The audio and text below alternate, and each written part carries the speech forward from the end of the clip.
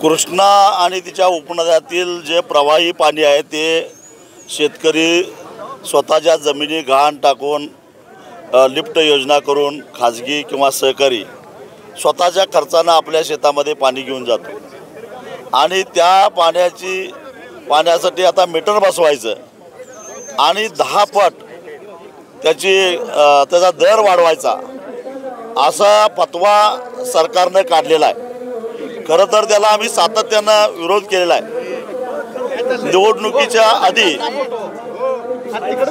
राज्याचे उपमुख्यमंत्री अजितदादा पवार यांनी घोषणा केली की त्याला आम्ही स्थगिती देत आहोत, परंतु स्थगिती काही दिलेलं नाही। मी आता एक पुरावा घेऊन आलो आहे माझा स्वतःचा।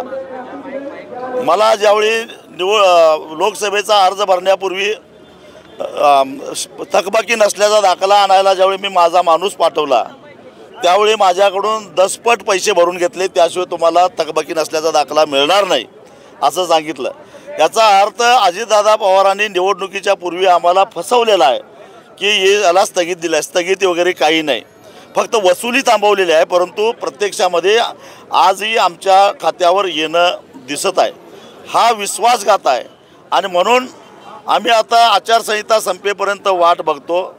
जर सरकारनं आचारसंहिता संपताक्षणी याचा निर्णय घेतला नाही तर आम्ही आंदोलन तीव्र करू आणि आमची फसवणूक करणाऱ्या सरकारचा कुणीही प्रतिनिधी आला तर त्याला कृष्णा असो पंचगंगेचा असेल, पंचगंगेचं त्यांना पाहिजे असेल तर आम्हाला आवडेल त्या पाण्यानं आंघोळ घातल्याशिवाय आम्ही सोडणार नाही। आंदोलनासाठी 10 तास हायवे रोखला होता, पुढे काही इशारा नाही। आता जर का याच्यामध्ये फसवणूक झाली तर आम्ही गप्पा बसणार नाही, परंतु हा आमचा सगळ्यांचा बसून घेतलेला निर्णय आहे की आता आचारसंहितेच्या काळामध्ये रस्ता रोको करायचं नाही।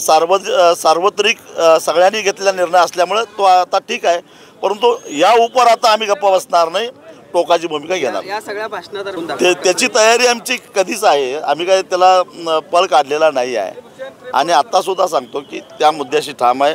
मुख्यमंत्र्यांनी आमचा विश्वासघात केलेला आहे, कारण इथंच जेव्हा 10 तास आम्ही हायवे रोखलेला होता त्यावेळी स्वतः मुख्यमंत्र्यांनी सांगितलेलं होतं की 1.5 महिने थांबा, आम्ही त्याला मान्यता देतो, परंतु त्यांनी दिलेलं नाही। त्याच्यातही राजकारण होतं, परंतु आचारसंहिता संपल्यानंतर आम्ही तेही आंदोलन करणार आहोत। अर्थात ते स्वाभिमानी शेतकरी संघटना करेल।